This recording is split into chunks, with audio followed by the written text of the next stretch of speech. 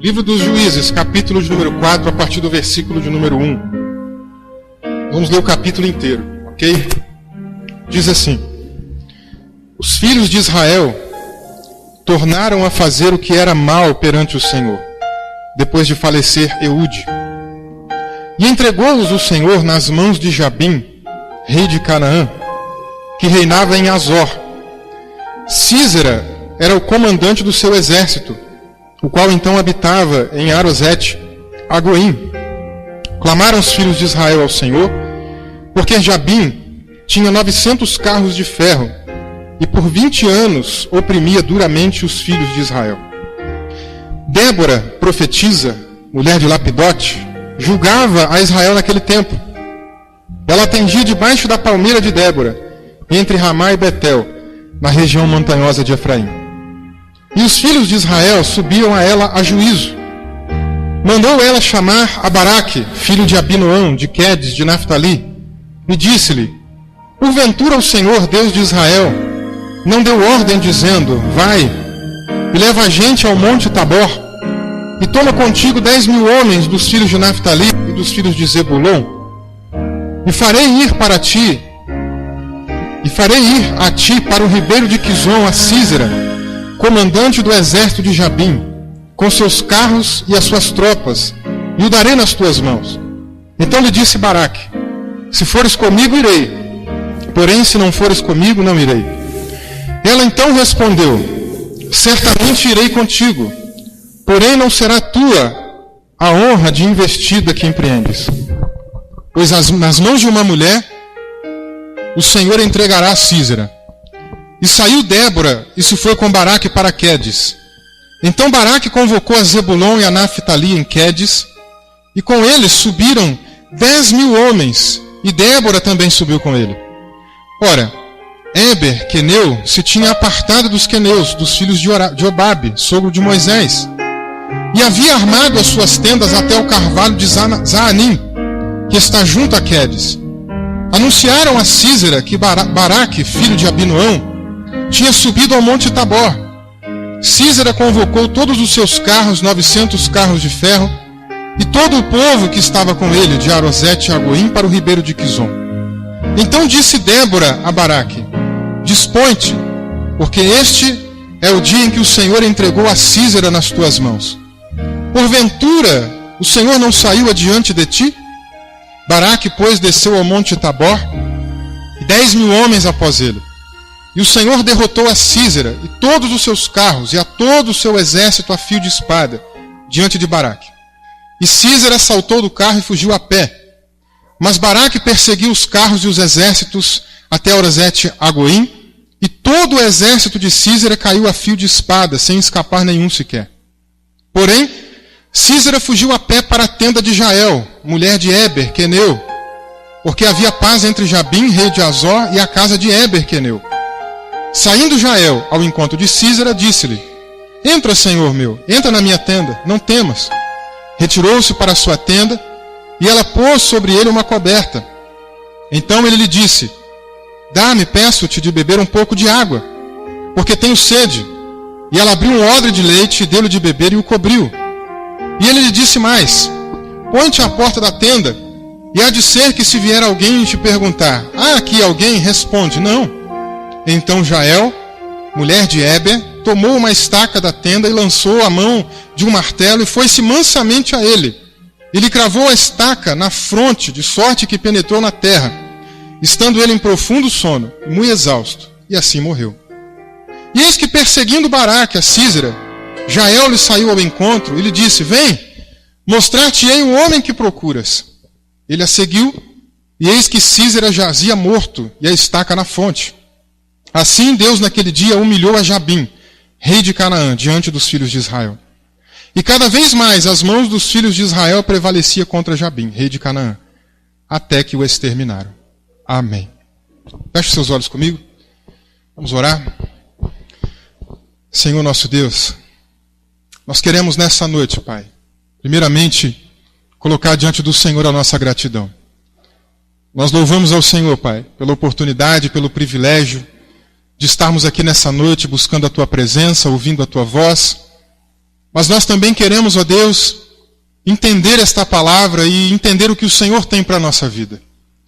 Por isso, Senhor, nós reconhecemos que Tu és o único, não existe na face da terra, não existe no meio dos seres angelicais, não existe em lugar nenhum alguém que seja capaz de penetrar nos nossos corações, na nossa mente, no nosso local mais interior, Senhor. Não existe alguém que tenha esta capacidade senão o Senhor. E por isso, ó Deus, reconhecendo esta capacidade, nós te pedimos, ó Deus, nos sonda, nos conhece e fala conosco nesta noite, ó Deus, de uma maneira poderosa e especial, Pai. Eu quero, ó Deus, colocar a minha vida nas Tuas mãos, Senhor. Quero pedir aqui a Ti, ó Deus, perdão por qualquer coisa que possa, porventura, afastar ou impedir a Tua voz de falar através de mim. E quero, ó Deus, colocar a minha vida, então, nas mãos do Senhor, pedindo pela Tua misericórdia, para que o Senhor possa falar conosco. Meu Deus, pela Tua graça, fala com cada um de nós aqui nessa noite. Fala também comigo, Pai.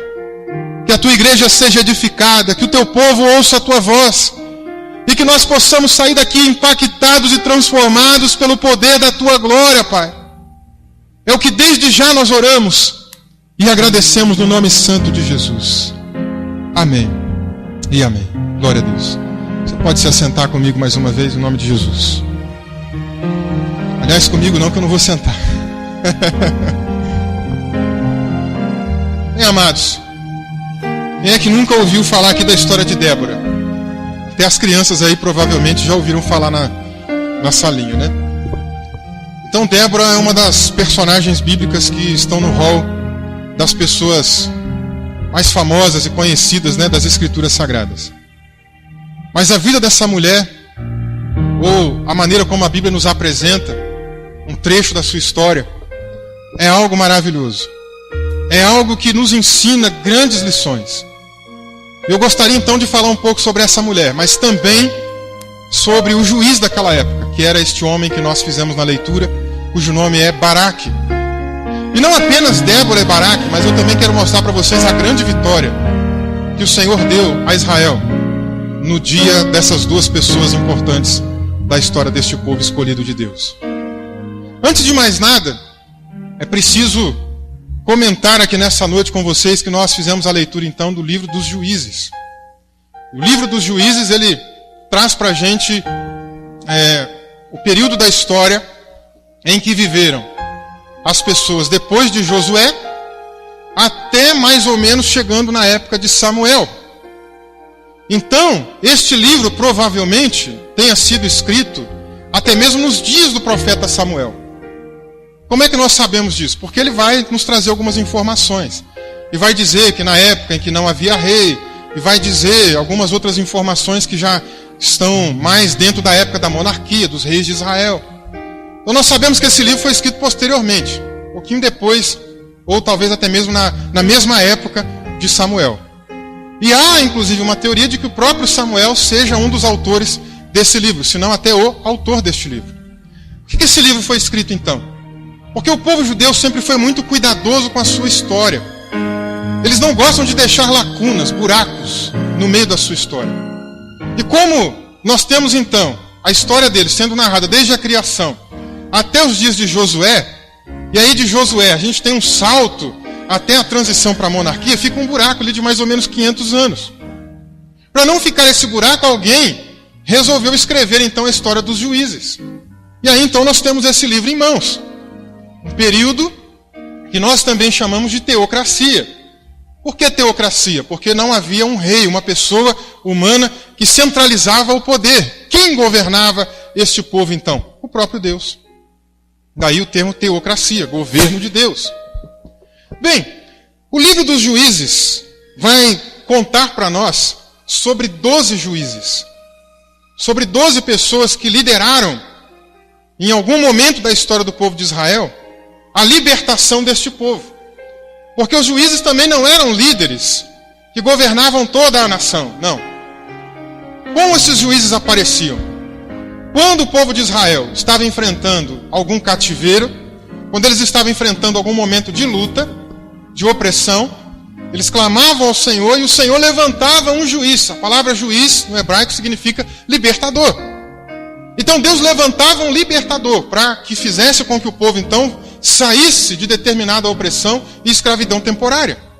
Aí os juízes então eram levantados. E este livro nos conta de 12 juízes. Mas não foram 12 o total de juízes de Israel. Nós temos 14 ao todo. Eu vou falar o nome de todos eles aqui para que você de repente se lembre de alguns. O primeiro juiz de Israel foi Otiniel. O segundo foi Eude. O terceiro foi Sangar. E antes de eu falar os próximos, eu vou aproveitar para abrir aqui um parênteses. A história dos juízes nós podemos dividir em 2 grupos de juízes também. O que nós vamos chamar de juízes maiores e juízes menores. E por que dá essa nomenclatura? Porque tinha alguns que eram mais altos do que os outros? Não, nada disso. Maiores porque eles têm mais história na Bíblia. O autor sagrado ele vai contar mais detalhes da vida desse juiz. Então eles são juízes maiores. Agora, nós temos alguns que a Bíblia vai ser muito resumida. E às vezes vai contar detalhes muito pequenininhos a respeito da vida deles. E esses juízes com detalhes menores vão ser chamados de juízes menores. Então, nós temos aqui já o primeiro juiz menor, que é Sangar.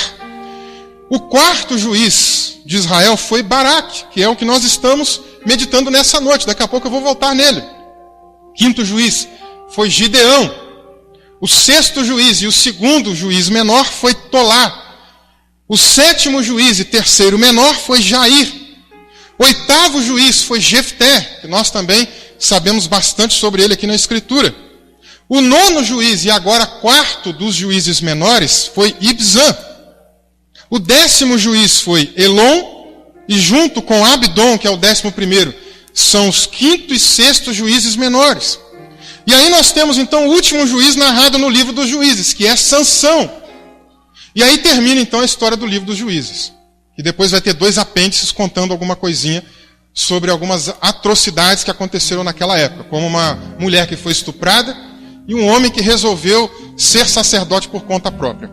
Aí os 2 últimos juízes, nós vamos poder ler a respeito deles no livro de Samuel, 1 Samuel.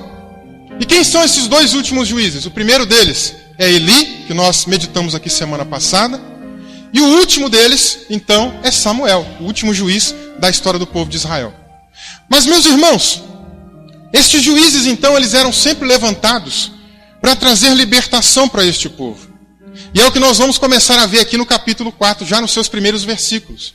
Porque diz o versículo de número 1, que os filhos de Israel tornaram a fazer o que era mal perante o Senhor. Então, é como eu disse aqui também já algumas vezes, os juízes, pelo menos nessa época, nós tínhamos alguns ciclos, que nós chamamos de ciclos de apostasia.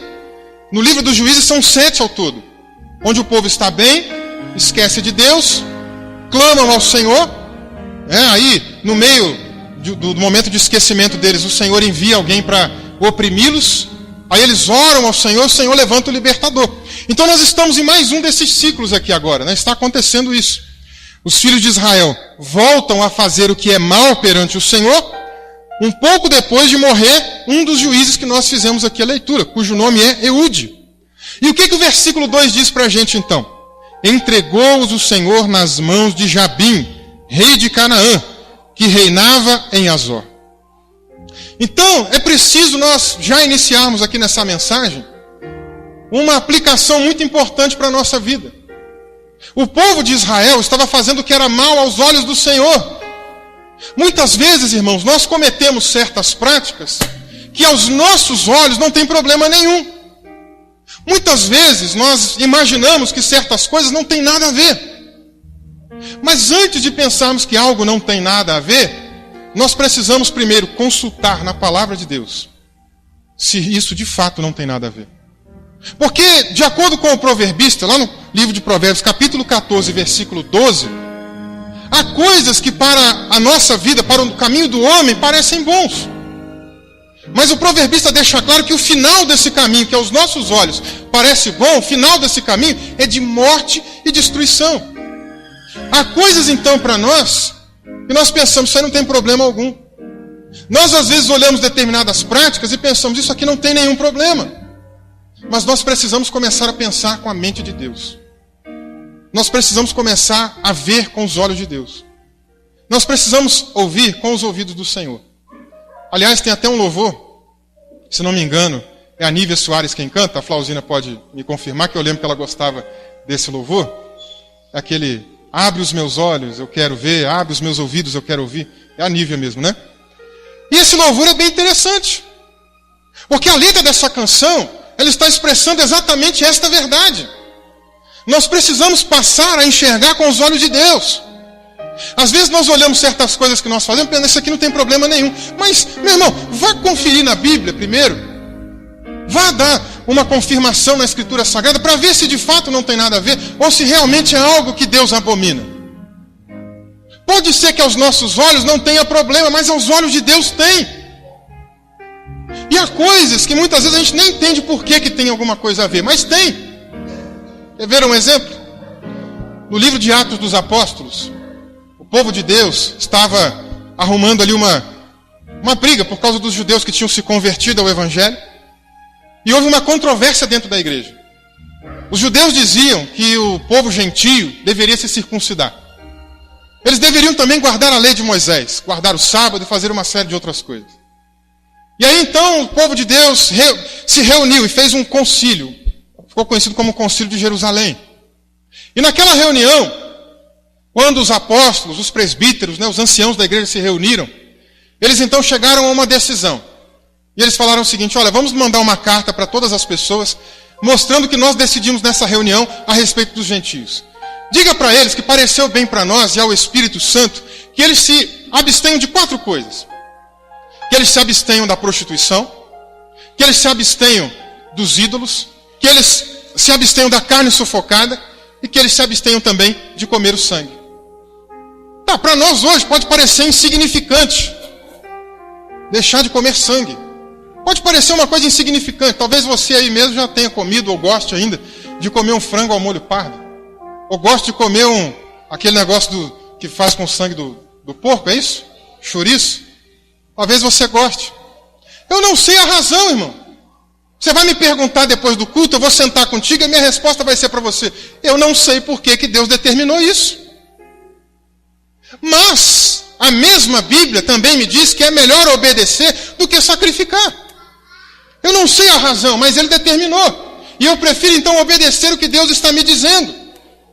Se eu não consigo obedecer a Deus nem uma coisa boba, simples e insignificante como essa de não comer sangue, quanto mais em coisas mais sérias, que realmente demandam alguma situação moral na nossa vida. Não é à toa que Jesus diz que aquele que é fiel no pouco, sobre muito será colocado. Porque tem gente que tem dificuldade de ser fiel no pouquinho, naquilo que é mínimo. Quando vê a responsabilidade maior, também não vai conseguir. Porque nem no mínimo passou no teste. Está dando para entender nessa noite? Há coisas que aos nossos olhos parecem não ter problema nenhum. Mas comece a partir desta noite a buscar de Deus o entendimento se tem ou não tem realmente algo a ver para a tua vida. Comece a andar pela vontade do Senhor e não pelos seus próprios olhos. Porque nós seres humanos somos teimosos, irmãos. Isso está na nossa humanidade caída. Isso está na nossa vida depravada. Nós temos este péssimo hábito. Nós achamos que a nossa vontade precisa prevalecer. Nós achamos que conhecemos mais do que todo mundo. Mas se Deus colocou ali é porque tem alguma razão. E é melhor obedecer do que sacrificar. O povo de Israel, mais uma vez, torna a fazer o que era mal perante os olhos do Senhor. E o que o Senhor faz com eles então? Mais uma vez, envia um adversário para oprimi-los. Desta vez é o povo de Canaã, cuja liderança estava sob um homem chamado Jabim. Por 20 anos, o povo já estava sendo oprimido por este povo, pelos cananeus. Por 20 anos, eles estavam passando por dificuldades. Diz a Bíblia, aqui ainda no versículo 2, que este império, este pessoal aqui dos cananeus, aliás no versículo 3, diz que eles tinham 900 carros de ferro e oprimia duramente os filhos de Israel. Eles tinham um exército poderoso, que mais ao final dessa mensagem você vai ter uma noção de quão poderoso ele era. E isso fazia com que o povo tivesse medo de enfrentá-los, por causa do poderio bélico que eles tinham. A grande força de armas que eles possuíam. Então, não apenas isso, mas a questão da própria opressão que eles estavam enfrentando vinha do dedo de Deus. Muitas vezes a gente ouve por aí que Deus não pode, em hipótese alguma, punir alguém, castigar alguém, fazer o mal contra alguém. Nós ouvimos isso, mas é um mito, irmãos. Porque Deus não mudou. Este Deus que está aqui no Antigo Testamento é o mesmo Deus do Novo Testamento. E Ele também pune, repreende aqueles a quanto ama. Depois leia lá Apocalipse capítulo 3, versículo 19. Jesus está dizendo, eu repreendo e amo a todos, repreendo e castigo a todos quanto amo. Mas eu queria chamar a sua atenção para um texto bíblico que está em Isaías capítulo 45, versículo 7. Neste texto o Senhor diz, eu crio o mal. Algumas pessoas quando leem esse texto ficam sem entender. Como assim Deus cria o mal? Será que Deus é o autor do pecado? Não. O mal que Deus está dizendo ali é o mal da punição, é o mal natural, é o mal do castigo. Quando você pega, por exemplo, o seu filho, que aprontou alguma arte, fez alguma coisa errada, e você coloca ele de castigo, você está fazendo algo que para ele não é bom. Você está castigando fisicamente. De repente pega o chinelo, dá uma chinelada nele, pega o cinto, dá uma palmada, coloca ele no cantinho, olha lá, o Aquiles já está até rindo. Aquiles? Põe no cantinho para olhar na parede. Às vezes pode parecer que não é bom, é um certo tipo de mal. Mas existe uma finalidade, é um mal didático, porque você está ensinando aquela criança a se comportar melhor. Quando você lê Isaías capítulo 45, versículo 7, volte depois ao primeiro versículo e você vai ver por que é que Deus está dizendo isso. Ele está dizendo isso porque ele estava levantando uma nação, liderada por um rei chamado Ciro, a nação do Império Medo-Persa, e esta nação iria castigar o povo da Babilônia. E Deus estava levantando o Império Medo-Persa para castigar aquele povo, para punir aquele povo que tinha também extorquido o povo de Israel no cativeiro da Babilônia. Então Deus continua, às vezes, de alguma maneira, também nos ensinando através da dor. A dor é algo importante. Nós, às vezes, pensamos que não. Nós desprezamos a dor. Mas a dor é importantíssima. Há alguns dias atrás eu contei aqui sobre um livro que eu li chamado A Dádiva da Dor, cujo autor é Philip Yancey. E neste livro o autor comenta que uma menininha nasceu com um problema congênito, um problema de formação onde ela não sentia dor. E o que vai acontecer então? Bebezinha, todo bebê, o dente vai nascendo, o bebê vai mordendo então a mão ou um objeto, para poder tirar aquele incômodo da dor, da coceira, e da dor do dente também. Então aquela bebezinha não tinha o que morder, mordia a mão. E a mãe percebeu que ao morder a mão começou a sair sangue. E ela ficou preocupada com aquilo, levou ao médico. Quando chegou no médico, descobriu que o problema dela era um problema de formação no decorrer da sua gestação. A menininha não sentia dor. A menina cresceu. Quando chegou numa certa idade, ela continuava não sentindo dor. E de tanto, às vezes, forçar a perna, ela precisou amputar a perna. Porque ela não sentia dor. Então eu até dei o exemplo aqui naquele dia. Imagina quando a gente vai ao banco. Hoje em dia melhorou muito, Você vai no banco e tem banco para sentar, Consegue se assentar e esperar a sua vez. Mas algum tempo atrás não era assim. Você precisava enfrentar fila. Ficava lá em pé horas, esperando a sua vez, esperando alguém te chamar. Alguns bancos ainda funcionam assim. E aí então, pelo fato de ficar em pé por muito tempo, você com certeza já sentiu isso, a sua perna te incomoda de um lado. O que você tem que fazer? Trocar de perna. Trocou de perna, daqui a um tempo essa perna que você trocou vai te incomodar também. O que você tem que fazer? Trocar de novo. Então a dor é algo importante. A dor sinaliza, a dor dá sintoma, a dor mostra o que está acontecendo de errado. Talvez haja dores acontecendo na tua vida. E no meio dessas dores, dessas lutas, desses problemas e dessas tribulações, você pode aprender, tirar lições e buscar de Deus o porquê ou para que aquilo está acontecendo. A dor é fundamental. Mas nós desprezamos a dor de Deus. E às vezes nós temos aí, no meio dos pensamentos populares de hoje, que Deus só pode fazer aquilo que aparentemente é bom. Deus só pode fazer o que aparentemente é bom. Ele não pode punir ninguém, não pode castigar ninguém, mas Ele pode e Ele castiga, Ele nos pune ainda. Para que a gente desperte, para que a gente acorde, para que a gente tenha entendimento.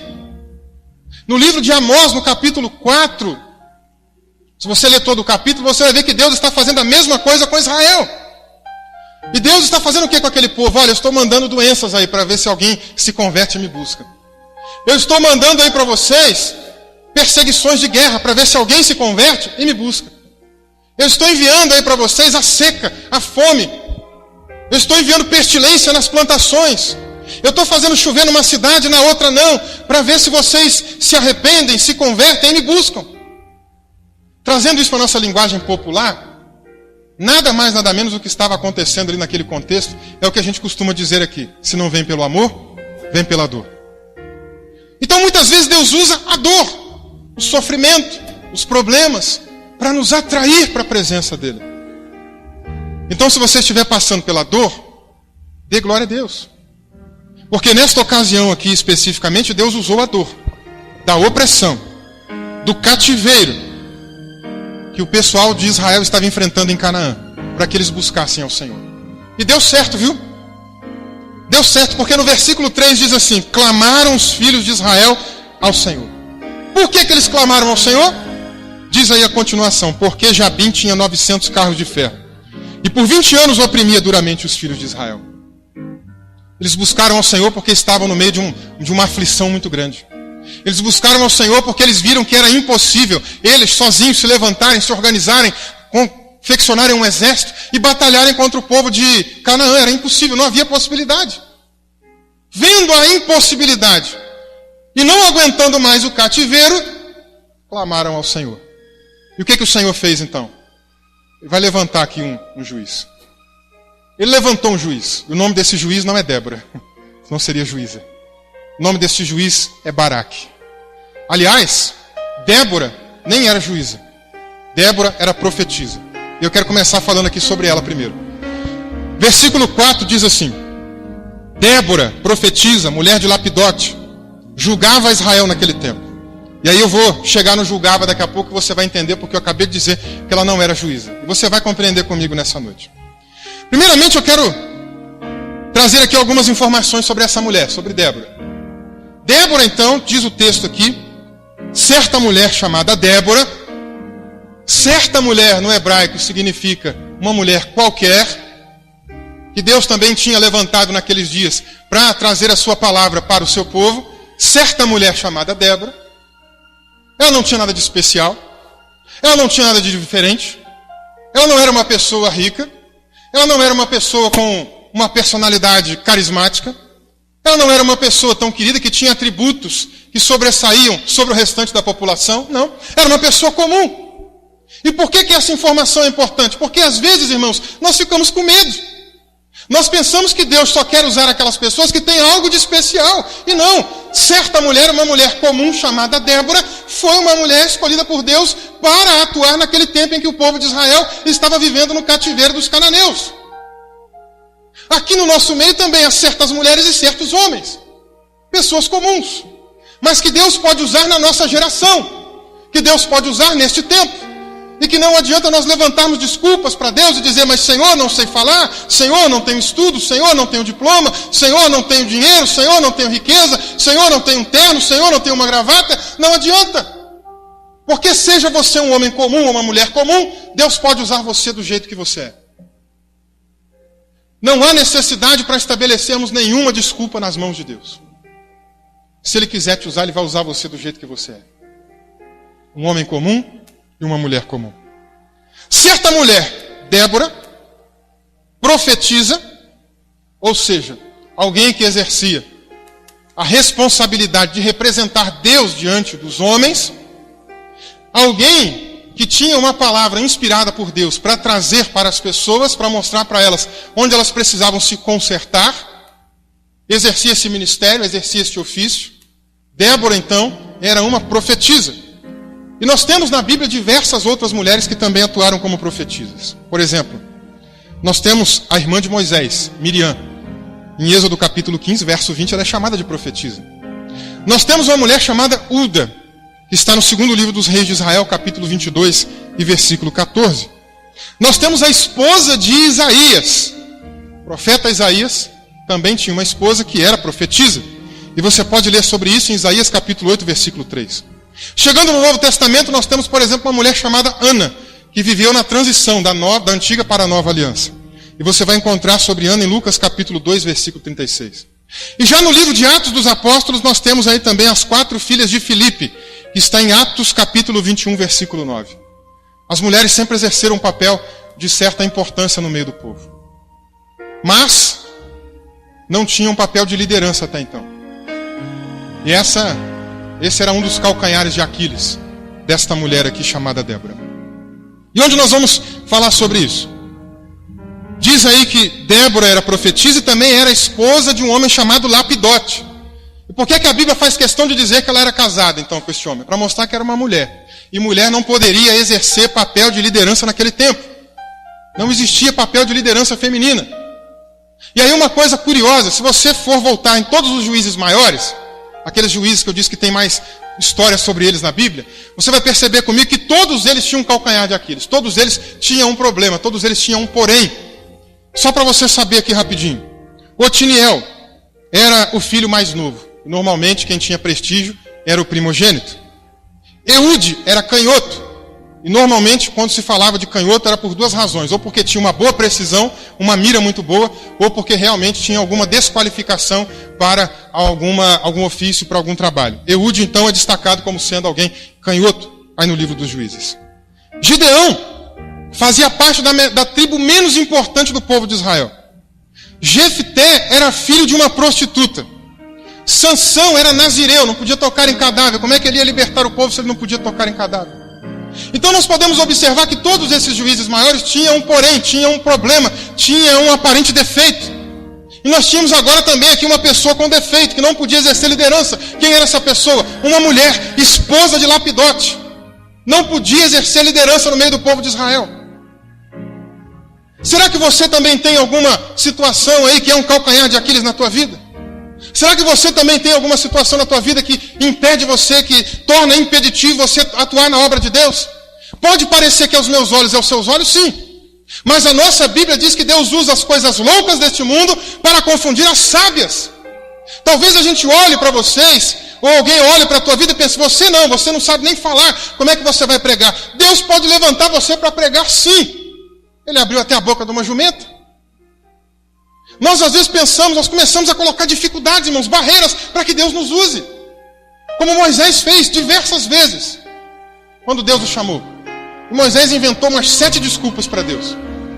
Até que Deus tirou e falou, agora chega. A última desculpa de Moisés foi dizer que era pesado de língua. Talvez ele fosse gago, talvez ele fosse língua presa, não sabemos o que era pesado de língua. Mas ele tentou usar isso de argumento com Deus. Aí Deus chama a atenção dele e fala assim, quem criou a língua fui eu. E se eu quiser te usar, eu vou te usar. Tem algum defeito aí na tua vida? Tem algum problema aí na tua vida?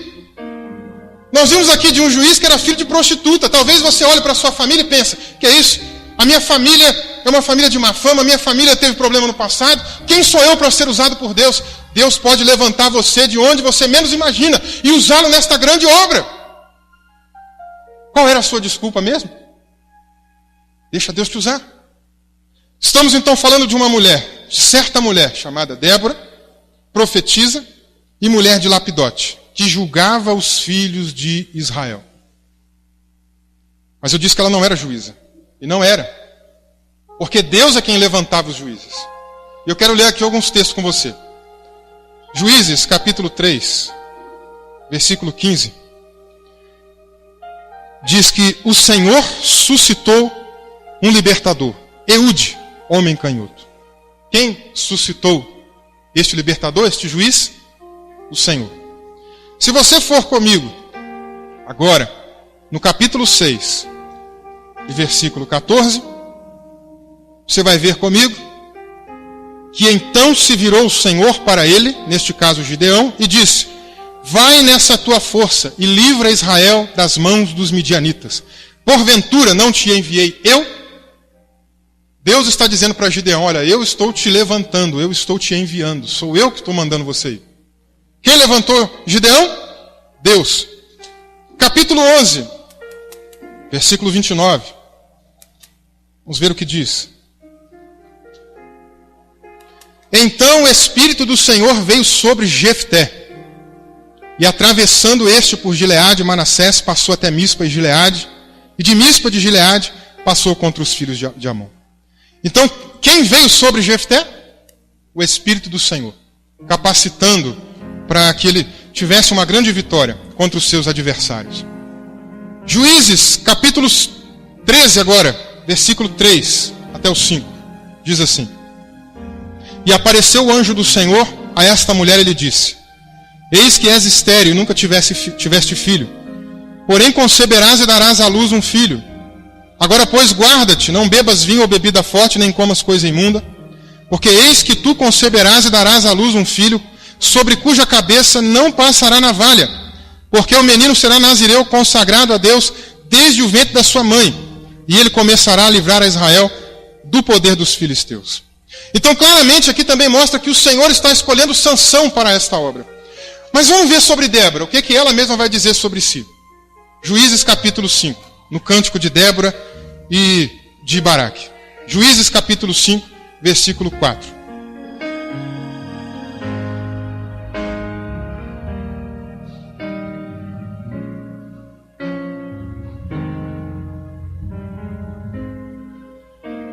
Versículo 7, perdão.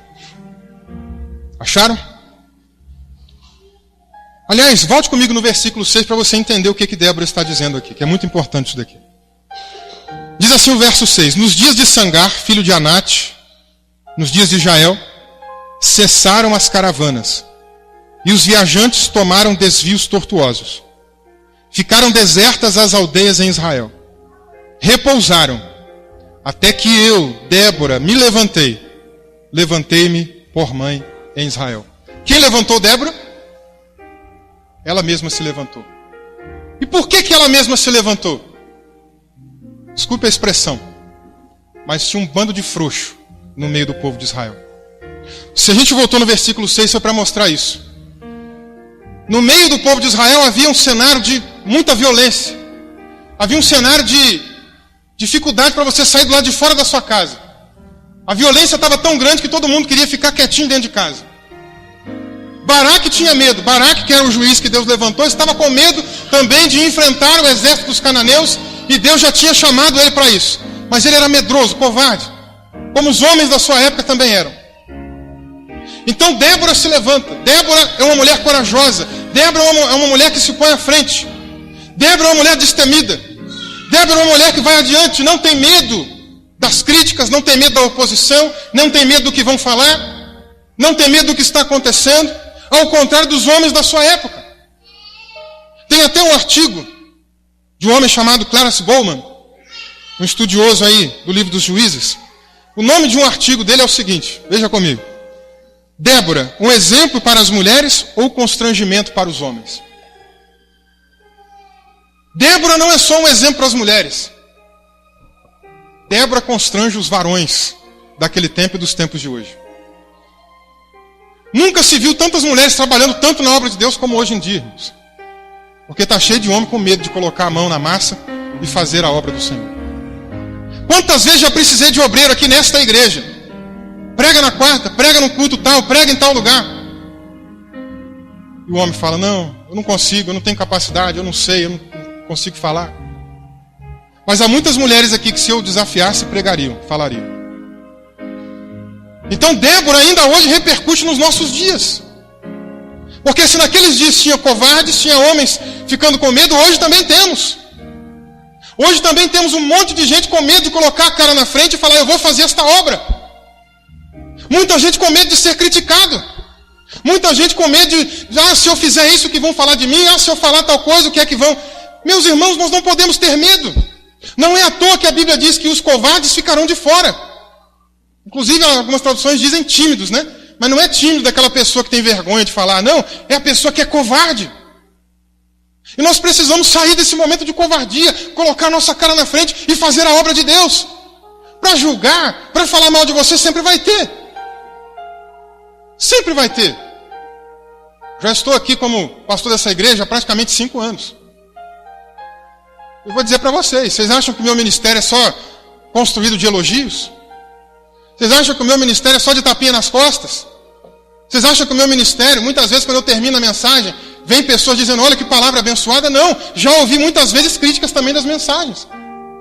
Eu lembro uma vez que eu trouxe uma mensagem mais dura, falando de santificação, falando de mudança de vida, e um indivíduo me procurou no final do culto para dizer, pastor, você não deve pregar isso na igreja. Eu falei, se eu não posso pregar santificação, eu vou pregar o quê? Então não pense você que eu estou aqui nesta obra, nesses 5 anos, só ouvindo palavras de incentivo, palavras de ânimo, tapinha nas costas, por que não? Houve muitos momentos que o inimigo veio na minha mente pensando, que ia me fazer desistir. Como provavelmente já foi na sua. Como muitas vezes já veio na minha mente e colocou, tá vendo, ninguém te ajuda, ninguém estende a mão. Cadê o bando de pessoas que está ali, que pode também colocar a mão na arada e ajudar nessa obra? Muitas vezes eu poderia ter desistido também. Mas Deus quer levantar pessoas que tenham vontade de ir adiante, que sejam destemidas, como Débora foi.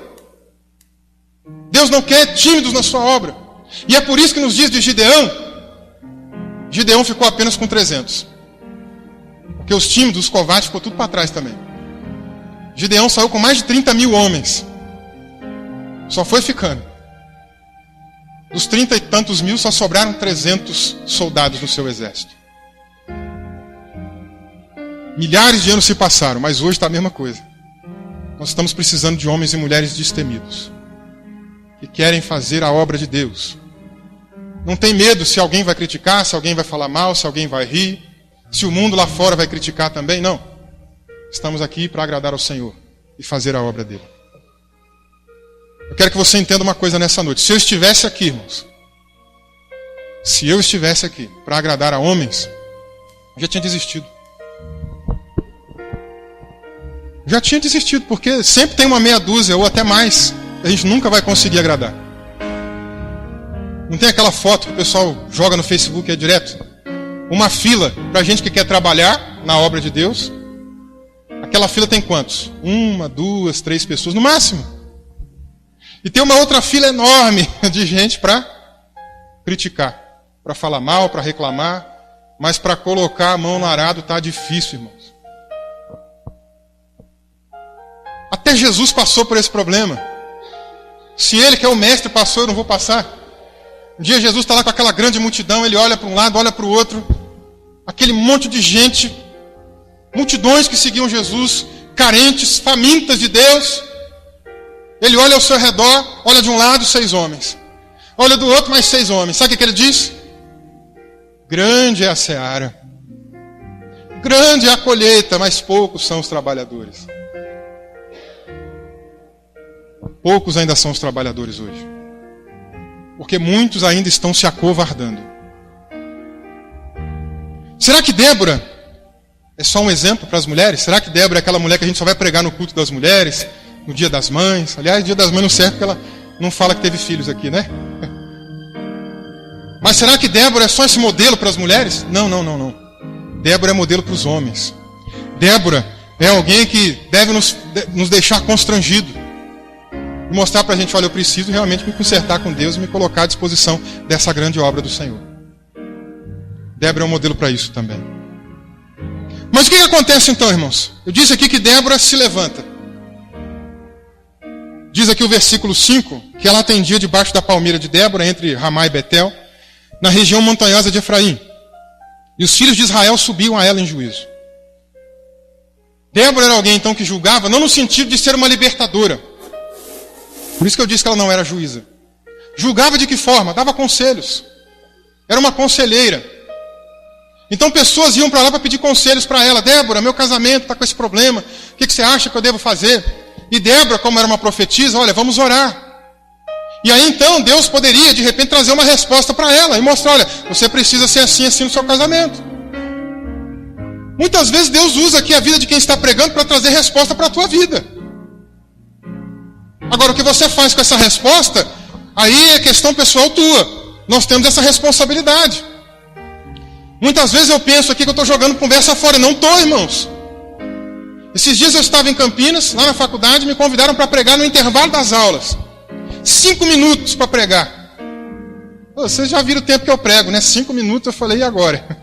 O que eu vou falar? 5 minutos eu não faço nem a introdução. Orei e falei, Senhor, me dá uma palavra nesses 5 minutos. Cheguei lá, falei, não vou nem ler o texto, porque senão não dá nem tempo de eu pregar. E falei já fui direto falando o que eu queria pregar. 1 mês depois, está eu voltando em Campinas. E um pastor da Igreja Batista da Convenção Nacional me procurou e disse assim: professor Vinícius, aquela mensagem que você trouxe naquele intervalo da aula, foram 5 minutos. Mas foram 5 minutos que mudaram a minha vida. Eu estava indo para um caminho muito errado. Eu estava olhando para o conhecimento, estava olhando para o estudo teológico, como uma coisa muito boa. E chegava na igreja e não estava me preocupando com a questão da prática, da oração, daquilo que o povo precisa comer, se alimentar. E eu fiquei meditando naquelas palavras e Deus me mexeu muito comigo. Aquela mensagem falou comigo um mês inteiro. Até que então eu meditei naquela mensagem e repreguei ela para a minha igreja, para a igreja que eu pastoreio. E foi um mover tremendo lá. Deus usou a sua vida para mudar a minha vida também. Então aquilo me deixou muito alegre. Porque olha, Deus fala com a gente, irmãos, através da pregação desta palavra. Mas quando Deus fala contigo, o que é que você faz com essa palavra? O que é que você faz com ela? Guarda no bolso, joga fora, joga na lata de lixo, ou você pratica ela? Nós temos a oportunidade de viver esta palavra, de colocá-la em prática. E Deus tem falado contigo, eu tenho certeza disso. Quando Deus falar contigo, coloque em prática aquilo que o Senhor estiver falando. Então as pessoas iam lá, falavam com Débora. E provavelmente uma das queixas que existiam ali naquela época, sabe qual era? Débora, nós não aguentamos mais o cativeiro dos cananeus. Está muito difícil suportar essa luta. Está muito difícil suportar essa angústia, está muito complicado, nós não aguentamos mais. Sabe o que Débora faz então? Ela, como eu falei, ela se levanta, ela toma a frente. Versículo 6, o que ela faz então? Manda chamar Baraque. Olha aí o versículo 6. Manda chamar Baraque e diz: porventura, ó Senhor Deus de Israel, o Senhor Deus de Israel, não deu ordem dizendo, vai e leva gente ao monte Tabor, e toma contigo 10.000 homens dos filhos de Naftali e dos filhos de Zebulon? Deus já tinha falado para Baraque. Deus já tinha chamado Baraque para poder libertar o povo. Só que o que Baraque fez? Se acovardou, ficou com medo, sentou no seu cantinho, colocou o rabinho entre as pernas e não fez nada. Medroso, covarde. E Débora está se levantando como profetisa para apontar o dedão na cara dele e mostrar seu covarde. Deus já mandou você libertar o povo e você está aí até agora murriando e não está fazendo aquilo que Deus mandou você fazer. Deus já mandou você levantar 10.000 soldados e que com esses 10.000 soldados ele iria te dar vitória. O que Baraque faz? Se acovarda, se esconde, fica com medo. E aí no versículo 8 Baraque então responde para ela, diz assim: se fores comigo, irei. Porém, se não fores comigo, não irei. Covarde. Baraque está dizendo assim: olha, Débora, se você for comigo, eu vou lá enfrentar o povo. Vou lá enfrentar os cananeus. Se você não for, não vou não. Covarde. O que Débora responde para ele no versículo 9? Certamente irei contigo, porém não será tua a honra da investida que empreendes. Pois às mãos de uma mulher o Senhor entregará Sísera. Tanto que quando a gente lembra desse episódio aqui, nós lembramos de quem? De Débora. A gente quase não ouve falar de Baraque. Por quê? Porque ela mesma profetizou, está dizendo, você vai se acovardar? Então tá bom, Deus vai levantar aqui uma mulher, para poder consolidar a vitória que Deus vai dar para o povo de Israel. Uma mulher vai finalizar com tudo. A honra não vai ser tua. E assim aconteceu. Baraque levantou seus 10.000 homens, foi até o topo da montanha, e lá do topo da montanha começou a observar o movimento, o que estava acontecendo. Aí eu quero que você veja comigo a impossibilidade de tudo que está acontecendo até agora. Baraque no topo da montanha, do Monte Tabor, 10.000 homens junto com ele. E aí nós temos um historiador chamado Flávio Josefo, que conta pra gente que os cananeus nessa época aqui, tinha 300.000 homens de infantaria. 300.000 soldados. Baraque subiu com quantos? 10.000. Estava fácil de ganhar, não estava? Hã? Além dos 300.000 homens de infantaria, eles tinham 10.000 cavaleiros. Vai imaginando aí o exército do povo cananeu, irmãos. 300.000 soldados no chão, 10.000 soldados montados em cavalo, Para piorar, além de todos esses números, eles tinham 3.000 carros, 3.000 carruagens, sem contar as 900 carruagens de ferro. E nós fizemos a leitura aqui no versículo 3. 900 carros de ferro. Vamos repensar aqui o tamanho do exército do povo cananeu. 300.000 homens no chão, 10.000 cavaleiros, 3.000 carruagens normais e 900 carruagens de ferro. A batalha começa. Lá do alto do monte eles estão observando tudo. Vem os 900 carros de ferro, com aquele monte de homem atrás. As carruagens de ferro, para os nossos dias, é como se fosse um tanque de guerra, deu para entender? Era difícil enfrentar um exército como aquele. 900 carros. Dentro de cada carro de ferro cabia 2 soldados. Cada soldado no seu cantinho, segurando uma espada e um escudo, de ferro também. E de acordo com Flávio José, sabe o que eles iam fazendo? Iam batendo. Pegava lá o escudo, pegava a espada e ia batendo. Tum, tum, tum, tum, tum. Os carros eram de ferro. Iam passando pelo chão, batendo nas pedras, ia fazendo barulho de ferro também, do atrito. Tum, tum, tum, tum, tum, tum. E os caras, tum, tum, tum, tum. Eu disse que eram 900 carros de ferro, cada um cabia 2, então ao todo nós tínhamos 1.800 homens batendo nos seus escudos. Dá para você imaginar o tamanho do barulho que estava fazendo? Imagina você no alto daquela montanha, vendo aquele monte de carro de ferro vindo, fazendo barulho. Podia até vocês me ajudarem agora para fazer o efeito sonoro. Faz aí comigo assim, ó. Tum, tum, tum, tum, tum, tum, tum, tum. Faz aí, pode fazer. Vai lá. Fica com vergonha não. Vai lá. Tum, tum, tum, tum, tum, tum, tum, tum. Vai? Vai, irmão. Vocês estão com vergonha? Tum, tum, tum, tum, tum, tum. Ajuda aí, Zezé. Tum, tum, tum, tum, tum, tum, tum, tum. Vai, vai, vai. Para não, para não. Enquanto os carros de ferro estão indo fazendo tum-tum, os soldados estão batendo. Tum, tum, tum, tum. Ah, meu irmão, lá em cima do alto do monte dá para ficar com medo. Acho que a impressão que devia dar é que o monte estava até tremendo. Tinha como vencer o exército daquele, irmãos? Sim ou não? Nós temos muitas lutas parecidas com essas. Muitas vezes os exércitos que estão nos cercando não são exércitos de homens. Talvez são exércitos de contas aí que estão deixando você preocupado. Cheio de conta para pagar. Talvez os seus exércitos sejam as notícias que você está vendo no jornal. Empresa tal demite não sei mais quantas pessoas. Empresa tal demite não sei mais.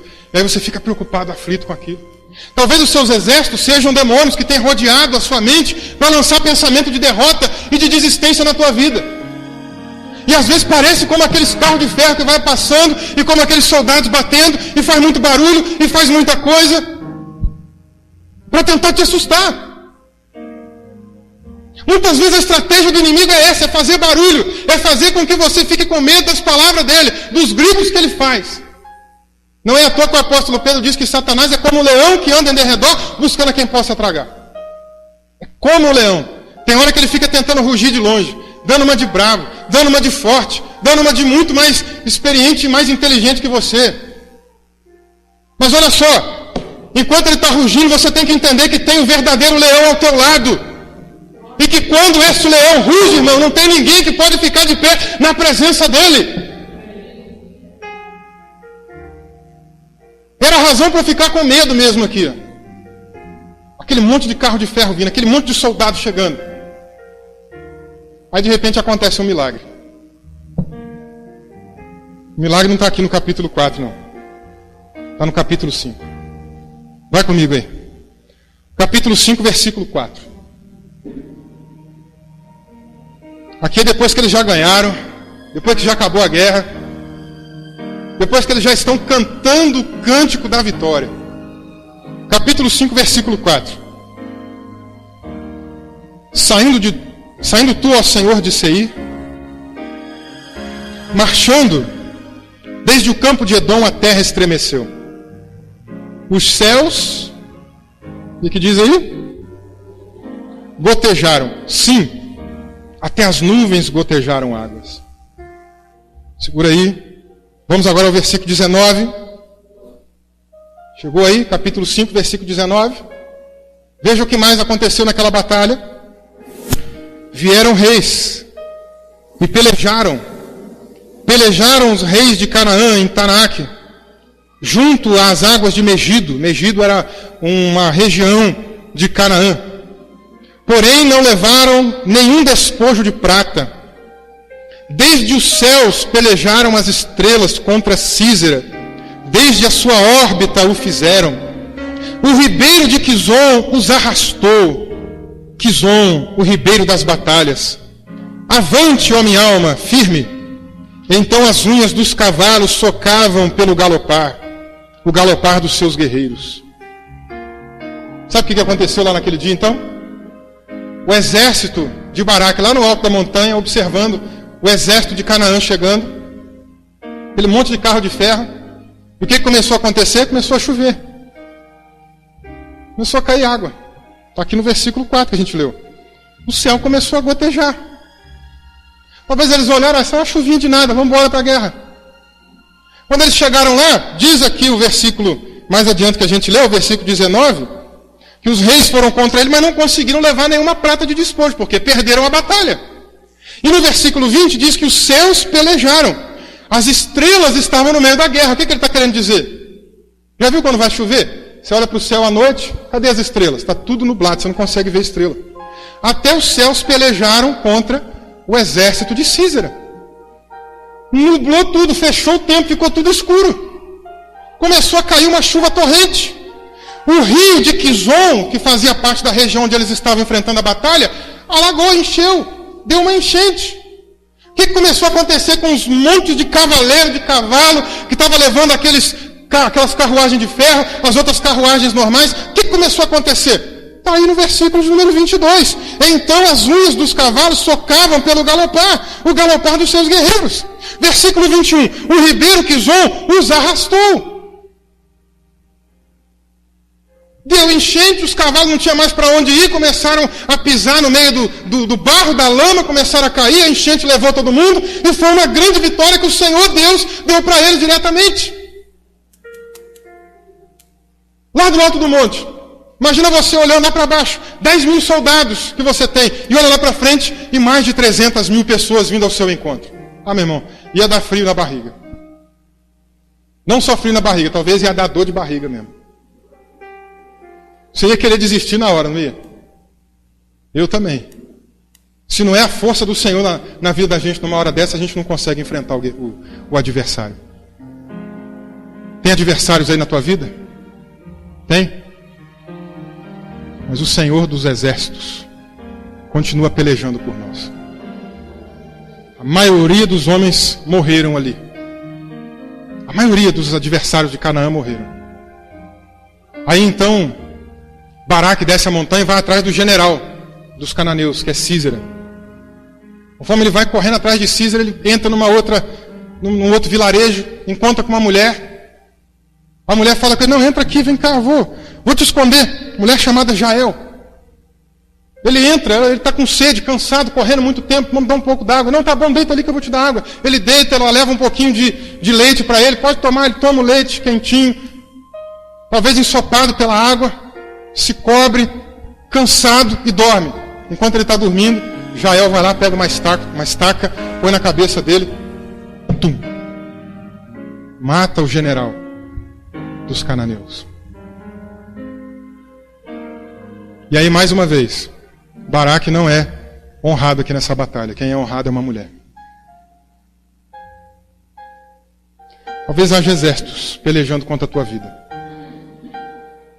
Mas nós temos o Senhor dos exércitos que está à nossa frente. Ele enviou a água naquele dia para dar vitória, não foi? Vamos pedir ao Senhor para derramar água na nossa vida também? Você pode se levantar?